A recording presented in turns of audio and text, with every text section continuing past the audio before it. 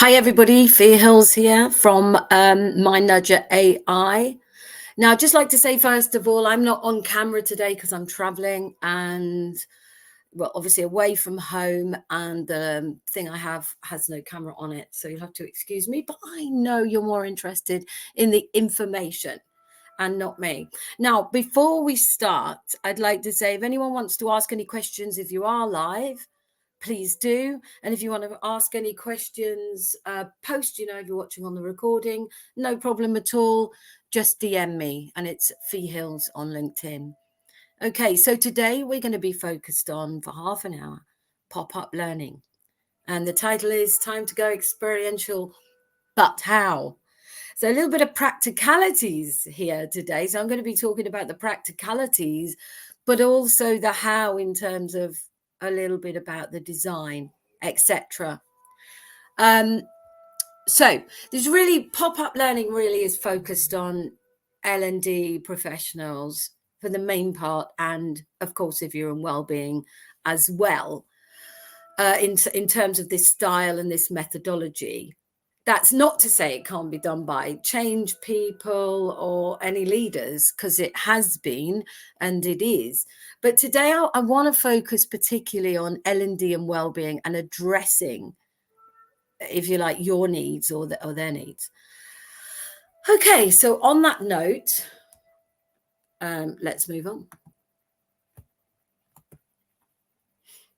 So I like to say, My Nudger AI, which the pop-up side of things is really built into the the mindset navigation platform called My Nudger AI. And we've called this the sort of pop-up facilitation hub, which is now open. So today I will talk a little bit about the hub, but I'll also talk about the actual pop-up sessions and sort of how we go about, or how you go about designing them.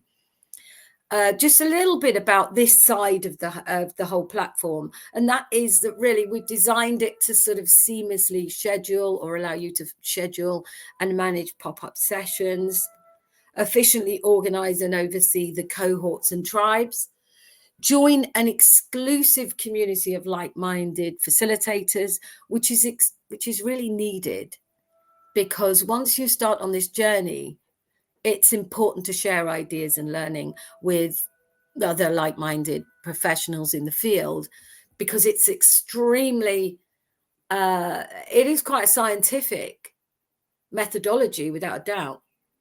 But also the creative side is the way we design the interventions, games or activities for the actual pop-up events. Also, you get support from the My Nudge Academy. In other words, you can learn to design them, or you can use the activities that are there. So there is both options. Some people love design and some people don't. Some people just want to deliver great pop-ups because they're great facilitators. And there are other people, of which we know quite a few, who are amazing at design and want to sort of push their career that way. And some people, of course, they want to do both, and that's great. Also, we can, with the My Nudger AI platform, if you've seen other mini masterclasses I've been doing, you can also come in through the door of pop-ups if you prefer just sort of experiential delivery, training, that sort of thing, and then add on the My Nudging boosters and journeys as required by internal or external clients. So that is totally up to you. The world is your oyster, as they say. Coming soon on the platform is integrated payment system, pop-up activity library. Now we have all the activities. We have hundreds and hundreds of activities, but the library is nearly there, but will be added. That means how you sort of manage the activities to drop them down to create the pop-ups. So we're not quite there yet, but we're nearly there. So a lot of things are ready to go. You can go on the platform and run it today, but these things are going to be added in to make it more advanced. My Nudging Journeys add-ons, like I said, That will become more automated as time goes on. You can still add them now, by the way, but it's a little bit more, we add them on requirement. Whereas in future, you'll be able to add them pretty much automatically. Feedback tool for in-person and virtual pop-up sessions. Because let me tell you, pop-ups, in terms of what we're doing here, is equally virtual, or it can be equally used and was originally designed for in-person. So you can literally do both with pop-up learning. Now, if you're doing it as a sort of seamless, let's say, give you an example, a team globally, and you're delivering training with, say, monthly pop-ups or weekly pop-ups for half an hour or whatever it may be, you're probably doing that virtually by simple nature of the logistics. But then if you're running, say, sort of massive event and want to integrate a sort of experiential approach in, then you may be doing the odd one in person. And by the way, both of these things can be actually combined, no problem, with the same cohort of people. And it also can both be measured in the actual system. So whether you do an in-person one, that the data from that and the outputs from that can be put into the system to integrate all the analytics together. But enough of that. Let's talk about actual pop-ups. So they are designed to be 30 to 60 minutes. Depends completely on, one, your audience, two, the outcome you want from that session, and three, the type of sort of experience you want. So if you just want a powerful experience with one single measurable outcome, like a technique or a skill, 30 minutes will crack it. If you want a bit more reflection and thought process in it, you will need 60 minutes, because the experiential side might be done in 30 minutes. You might need that 30 minutes for discussion, reflection, post the experiential bit. Totally up to you. I like 30 minutes. Totally down to what is appropriate for where you're at with that audience and of course the client, be they internal or external. So they are always experiential. Now, experiential is not interactive training. Experiential follows an experiential learning process. So it's not an interactive activity, or it occasionally can be if that's necessary. But generally speaking, it's observe, reflect, adapt, go away and adapt. So that is observe, put yourself in the experience, reflect on that experience. That is where the learning comes from in pop-up, in the reflection. And then adapt, and then repeat at some other point, or whatever the process of learning is. Pop-ups are learner-centered, which means that the learner is at the center of the experience. The design, therefore, is designed to make that happen. It is not trainer-centered. That's why it's really, we talk about facilitation more than we talk about training. But these two are interlinked, so it's a bit semantics there, I have to say. So you could say this was a training session and you can measure it as a training outcome. But learner-centered means they are at the center of the experience, which ultimately means that they are bringing their stuff to it. So the ultimate aim of learner-centered is to create new knowledge together. So if you're bringing preconceived outcomes and ideas, then you're not going to achieve that. So it is learner-centered. Well, I might even do a mini mind sort of mastermind or whatever it, masterclass on just learner-centered, on that whole subject. What is learner-centered versus trainer-centered? Because it can be confusing. And also your student life sort of education call it student-centered, which is not surprising. And they call it sort of teacher-centric. Whereas in the commercial world, we tend to call it learner-centered and trainer-centered. Anyway, you get the point. So it's always facilitated by a live human being. So this is not this part of my Nudger AI as a blended approach. My nudging is very much about introspection, ultimately can be guided and fed back by a human or augmented with AI.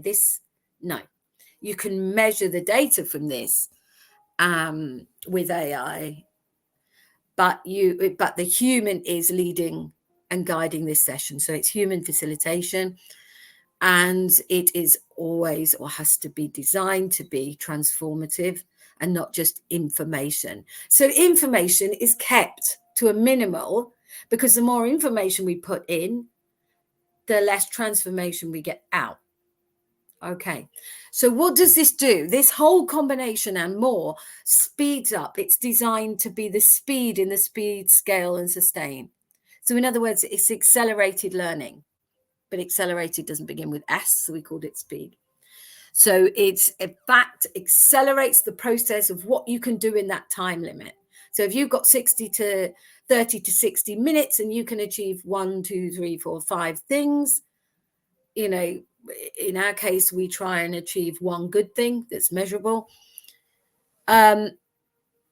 You can accelerate that. So what might take you 2 or 3 hours would maybe only take you 30 minutes to achieve the measurable learning outcome. So that's what we mean when we say accelerated learning. You probably, if you're watching this, you probably know what accelerated learning is, and you probably know what experiential learning is, but I don't want to make any assumptions. Our experiential learning for pop-ups is built on a methodology called EPIC. And that stands for experiential, playful, iterative, collaborative. We need all of these things. Well, sometimes we don't always need the playful, actually, but we definitely always need the experiential.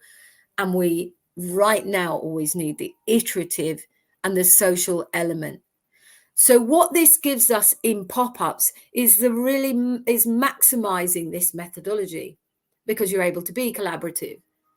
You can iterate on lots of regular pop-ups.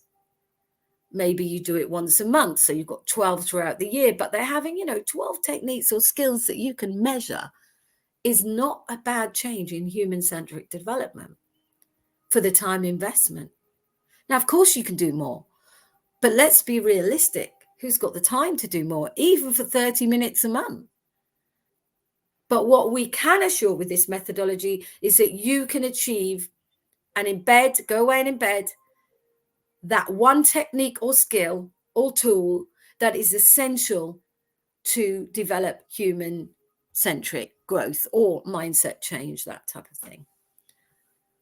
And of course, it's experiential. Now, playful, and I always iterate this, playful is not always appropriate. Experiential is always appropriate for this type of mindset and behavior change. Playful is not. So that's your decision. Do I do a playful session? E.g., it's creative thinking. We want to have some fun. Yippee-doo, let's do the playful thing. Experiential needs much more deep transformation, maybe on self-belief or something like that. Some deep level of emotional intelligence development, maybe not playful, but definitely experiential. So you get the picture. More about EPIC on a separate session, because it requires its own class, really. So let me give you an example. You don't see the detail on this, but if you DM me, I can send these to you. I can also send the slides like I always do, or always promise to, and hopefully deliver. People do ask me to send these. They DM me on LinkedIn. So please feel free to do that if you prefer to have the slides. So what have we got here? We've got a distinctive one pop-up session. These are going to be built into the library, into an integrated library that can be searched more easily. We already have the activities. And I said, when we get in the library, it'll make it much more automated and really speed up the process. So you can see why this is needed, especially for facilitators that are busy and just want to, oh my God, I need a pop-up done on Monday and it's Friday. Download, familiarize, deliver. I mean, how easy is that? So,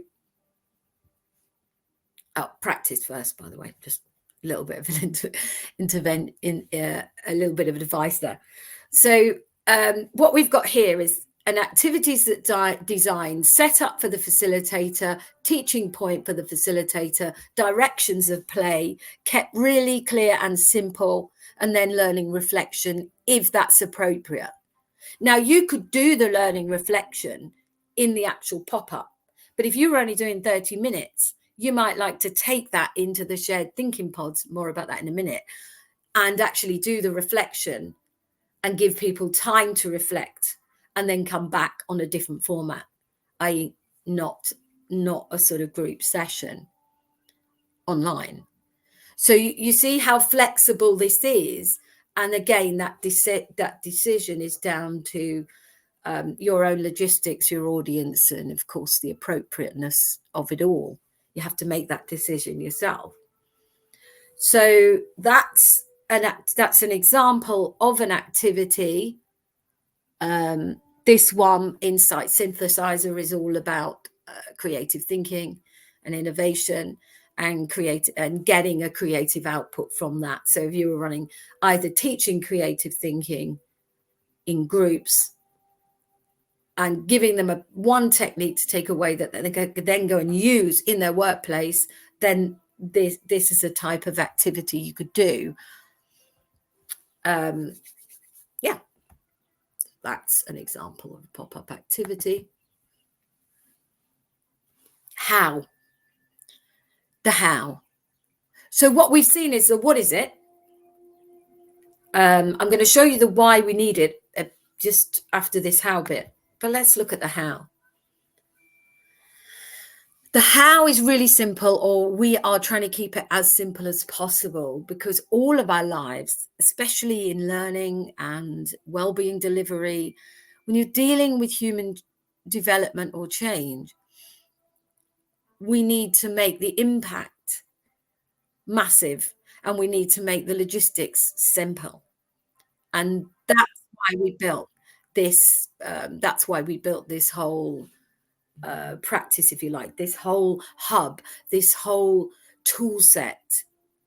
This part of the platform is extremely important, because right now you could do a pop-up with the right activities and approach on Zoom or in Teams or whatever the platform you're using is. But what you can't do is integrate and manage that process before and after, and you can't, of course, get any deceivable, measurable there outcomes that you can look at. In other words, data. So how was that impacted? I mean, of course, you can ask people to feed you back, but the old-fashioned linear approach to feedback in training and learning is, gone. It's finished. It's useless in this day and age. We have to measure the, moving the needle and how we've moved the needle and that growth. Okay. So anyway, we've got a 5-step process here. Step 1 is set up your cohorts in your pop-up facilitators hub. Step 2 is to choose a tailored design or a pop-up activity. So, sorry, you can choose, you can tailor, or you can design. So they're the options. You can choose and just play as the directions say, if you like, and very simplistically, say you're doing a 30-minute activity. Most facilitators do not do it like that at all. Most tailor to the audience or requirements of the outcome. So they take the activity and they go, okay, so how shall I play this with my audience or this specific client? Again, being internal or external, it's irrelevant. And also, if you were doing a longer session, let's say you were doing a pop-up and you wanted to say, make it part of a longer session, then you might want to stack the activities to create a whole learning outcome. So we might put 2 particular or 3 particular activities together to create a whole workshop. Now, if you want to do that, no problem. And you can do that. And that's how often it is used, or it's integrated into the current learning plan. The one thing I'd say about the current learning program and integrating it in, it has to be done with a lot of thought. Because if you suddenly do quite traditional learning and then suddenly there's an experiential piece. It has to be well integrated, but that's sort of pretty obvious. But it can be integrated, and that's the important thing. The third thing is schedule the Zoom or Teams. So you basically schedule it with the cohort. So your cohort's in there, you're scheduling a Zoom or Teams with them, and you're delivering, and then you just pretty much deliver your session. Now, just to slow down a second, sorry. Participants can conveniently manage their pop-ups using their planner with all reminders being automated for ease. So what the cohort get is you have a Zoom or Teams planned. You have a session planned, in other words, a pop-up. This is the information about it, and it's reminders are sent to them. So it's put in their planner on their side is the sort of hub, and then they pretty much can go, well, these are my pop-ups. And so it's all done as a cohort. So you bring in the cohorts and the communities together. And then, of course, they get reminders. And then all you do is deliver your pop-up session for your cohort. And then you monitor agreed actions. So within the Mind Nudger AI platform, there is a room, because it all works with rooms, called actions. And if people do this as part of a mind nudging journey, or they do it in isolation, you only do pop-ups, then you still want your cohort or your individuals from the cohort to actually put in the actions that they're committing to achieve that skill or technique. In other words, this is what behavior I'm going to change or focus on for the next month, or whatever it is they're agreeing to, be it a skill or whatever. And this is to embed the learning. So it's all very well having pop-ups and training sessions and everything else. If you do not embed the learning from that, and you cannot measure that, then tell me the point. Tell me the point in investing time and money, and not being able to see a measurable result with the move of the needle in mindset, behavior, or culture change within that organization. So this is an extremely important part of the system, that people now take ownership for their personal actions for growth. We call that PAG. And that can be monitored by the facilitator after. I was going to say before, but that obviously not. So post-event, you can go and manage those, but you then have got the cohort there, and you can help them embed the learning because they're in the cohort, and there's something in there called shared thinking pods. Shared thinking pods allow the cohort to carry on the learning. This is what I learned. This is what I've experienced, and share learning and thinking in a really productive way. I won't go into the shared thinking pod. Again, I'm going to do a separate session on that because it's incredible what you can do in there. But suffice to say that this social element of the cohort agreeing and not just saying, that was a great session. Oh, I really had fun. I'll go away. And 3 days later, pretty much I haven't really embedded that habit. That's not what you want. Obviously, I'm stating the obvious here, but you get the point. So if you want to use these pop-ups part of a mind nudging journey, so turn it on its head, I'm not just running 12 pop-ups a year for a group. I'm actually I'm making this part of a journey. You still need to know how to do all these pop-ups and how to run it, because they become part of this mind nudging journey that is pretty much a blended approach to complete transformation. So as you can see on a journey, just give you an example. There we start on the journey. There's a 6-week journey of which we've got 2 or 3 pop-ups as part of that journey. So you can either use it in isolation or as part of the journey. So where does the Mind Nudging Academy come in? You can learn to design and deliver pop-up learning. So you can learn to do this in a deeper way, of course. You can learn to design mind nudging journeys, or you can learn to facilitate mind nudging journeys. And again, there is something for everyone, because not everyone wants to design, and some people want to design and don't want to facilitate. And of course, some people want to do the whole thing. So the Mind Nudging Academy is very, very important to support this entire process, but know that we are there to support this entire process. Okay, so shifting to a learner-centered approach. We have 5 minutes left. I want to make the most of this. Shifting to a learner-centered approach is extremely important, but you probably already know that. But it's extremely important in facilitation, as it offers some real key benefits that are particularly important through exponential change, which is what's going to become faster, if you like, God forbid, in the AI workplace or the AI world. So it's basically critical for mindset and behavior change and cultural change. Learner-centered approaches, I mean. It's important for active participation and to encourage participants to really engage in the activities. And they do, because once this is about them and they're bringing their complexities to the activity, then they do participate. Ownership of learning. Participants take ownership for their learning process because it's theirs, and they tend to understand more what is there and integral to them. Hands-on experience creates hands-on experience that really does promote more engagement.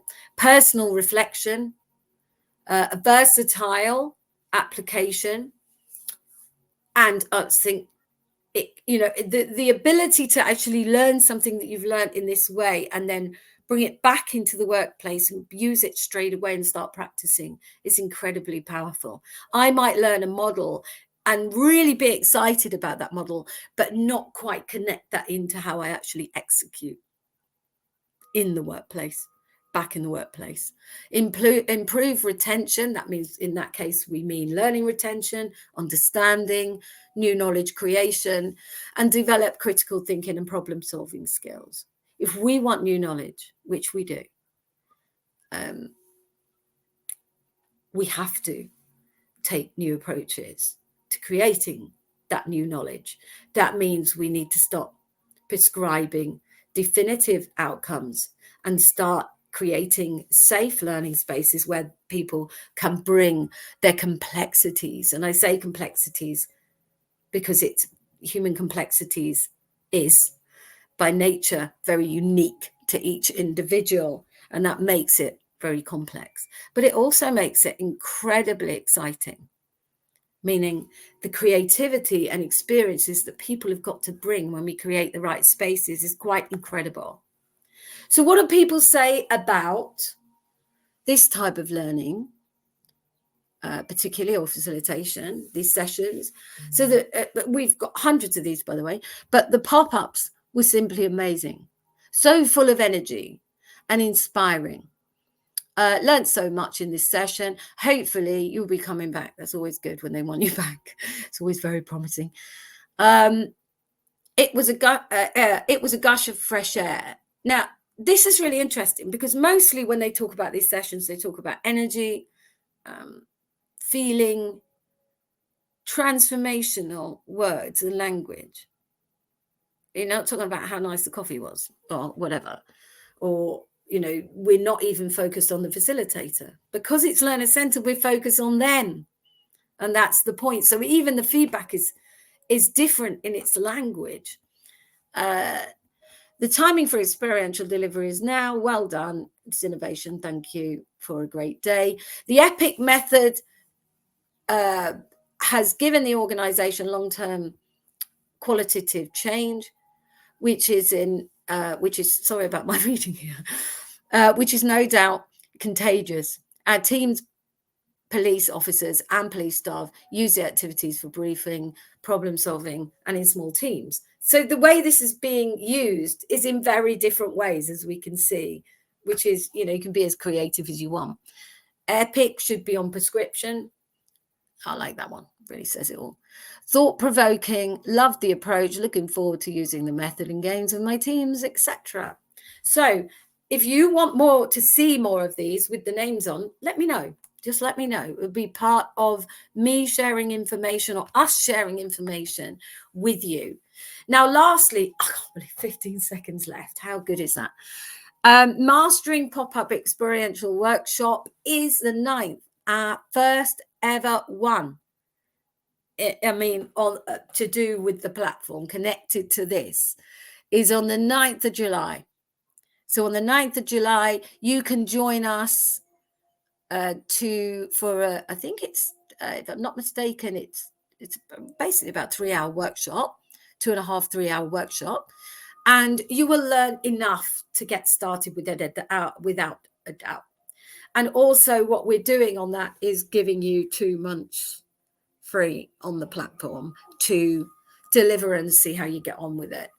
So hopefully this connects it all in and really helps. We've done our best to help people get started on this journey if they're interested in really transforming how they look at training in the new world of work. So all that's left to say is 45 seconds over time. And all that's left to say is thank you for being here or watching it back on the recording. My name's Fee Hills and thanks. And until next time.